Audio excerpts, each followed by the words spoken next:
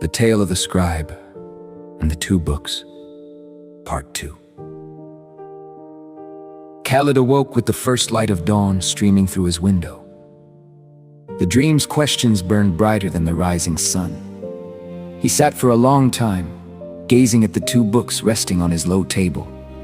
The Quran he had cherished for years, and the Bible he had quietly obtained from a traveling merchant. Then, with steady hands, he set the Quran gently aside and picked up the Bible. He opened it to the Gospel of John and began to read, slowly and thoughtfully, letting the ancient words speak for themselves.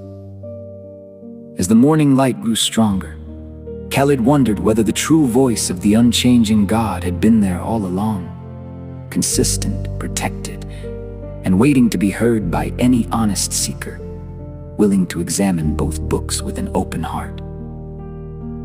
At first the words felt strange on his tongue, foreign yet strangely familiar, like a melody half remembered from childhood stories of Abraham and Moses. In the beginning was the Word, and the Word was with God, and the Word was God, he read in John 1. The more he read, the more the pages seemed to come alive, speaking directly to the doubts that had tormented him for months. Here was a God who did not revise or abrogate his promises, but fulfilled them. Jesus spoke of loving enemies, of laying down his life willingly, of a kingdom not advanced by the sword. Khalid's heart stirred.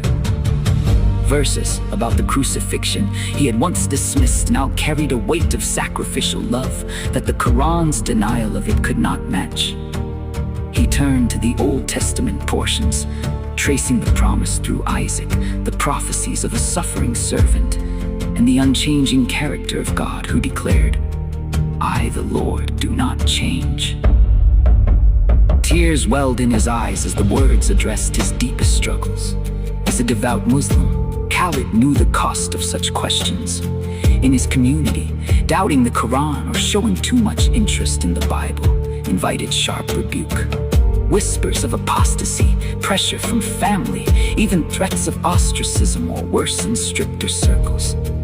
Many brothers in the mosque spoke of Christians and Jews with open contempt, calling them cursed or enemies despite the Quran's own commands to consult their scriptures. Why this hatred? Khalid now wondered, when they possessed the first revelation from the same God. If Allah had truly sent the Torah and Gospel as guidance, why did so many Muslims treat their holders with suspicion and calls for subjugation rather than respect?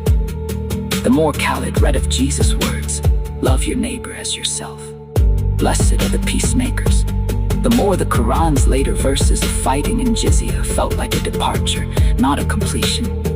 He wrestled with fear. What would his wife say? His father, who had taught him the Shahada from birth, the Ummah that had been his entire world, leaving the familiar prayers, the 5 pillars, the certainty of Muhammad's finality. It felt like stepping into an abyss. Yet the Bible kept speaking.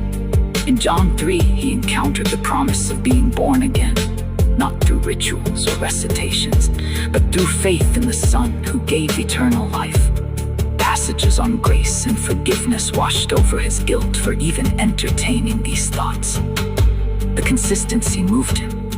The same God of Genesis who created in orderly fashion, the same covenant-keeping Lord who protected his word across centuries, without need for a later correction or abrogation. No shifting creation orders, no commands to fight those who held the prior books. Khalid paused often, closing his eyes in prayer. Not the ritual salah, but a simple cry from the heart. If you are the true God, show me. The more he read, the more peace replaced his turmoil, even as real-world fears pressed in. He imagined the community's reaction, friends turning away, perhaps accusations of being led astray by Shaitan. Many Muslims he knew carried similar hidden doubts, but buried them under fear of hellfire or social ruin, clinging to the comfort of tradition. Hours slipped by. The sun climbed higher, casting golden light across the room. Khalid read on, moving from John into the letters of Paul and the Psalms, each page reinforcing a God who needed no second draft. whose justice was perfect from the start, and whose love extended even to those labeled people of the book. The hatred he had once echoed now grieved him. It seemed born not of divine command, but of insecurity over the very contradictions he had uncovered by midday. A quiet resolve settled over him. He was no longer just questioning, he was beginning to believe. The Bible had not merely answered his mind, it had touched his soul. Khalid closed the book gently, holding it to his chest. The path ahead would be lonely and dangerous in his world, but for the first time, he felt he had encountered the unchanging voice he had always sought. He whispered a prayer of thanks and prepared, step by trembling step, to follow where the true word led. Part 3, to be continued.